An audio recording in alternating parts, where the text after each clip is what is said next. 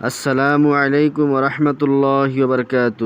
شیخ عبد الواحد رحمۃ اللہ علیہ فرماتے ہیں کہ ایک بار میں نے دعا مانگی کہ اے اللہ، آپ نے جنت میں جس کو میرے ساتھی بنانا ہے دنیا میں ہی میری اس سے ملاقات کرا دیجیے۔ فرماتے ہیں کہ مجھے خباب میں بتایا گیا کہ حبشہ کی رہنے والی ایک عورت میمونہ ہے جو جنت میں تمہارے ساتھی بنے گی، لہٰذا میں اس بستی کی طرف چل پڑا۔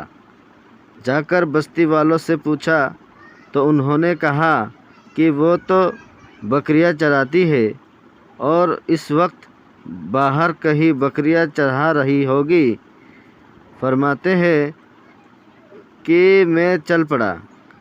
جب میں نے بستی کی باہر نکل کر دیکھا تو حیران ہوا کہ بکریاں ایک ہی جگہ پر چر رہی ہے اور ادھر ادھر بھاگتی بھی نہیں ہے، اور ایک عورت پیڑ کے نیچے کھڑی نماز پڑھ رہی ہے۔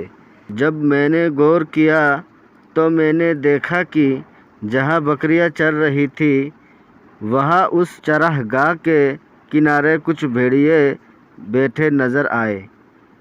ان بھیڑیوں کی وجہ سے وہ بکریاں کہیں باہر نہیں بھاگ رہی تھی اور ایک جگہ پر ہی چر رہی تھی۔ جب اس عورت نے سلام پھیرا اور مجھے دیکھا تو کہنے لگی، عبد الواحد، اللہ رب العزت نے ملاقات کی وعدہ گاہ تو جنت بنائی ہے، تو پھر تم دنیا میں کیسے آ گئے؟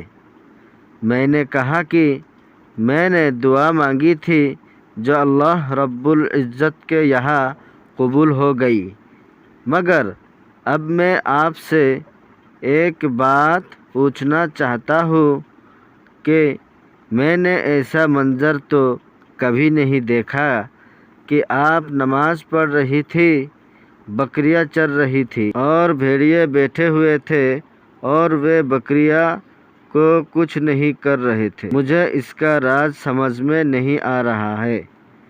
وہ کہنے لگی، عبد الواحد، بات سمجھنی آسان ہے کہ جس دن سے میں نے اپنے پروردگار سے صلح کر لی ہے اس دن سے بھیڑیے نے میری بکریوں سے صلح کر لی ہے۔ معلوم ہوا کہ اذکرونی اذکرکم کا ایک مطلب یہ بنا کہ اے بندی، تم مجھ سے صلح کر لو، میں مخلوق کی تمہارے ساتھ صلح کر دوں گا۔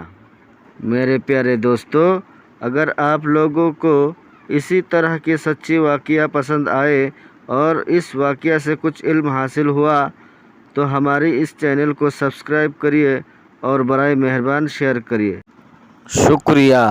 السلام علیکم ورحمۃ اللہ وبرکاتہ۔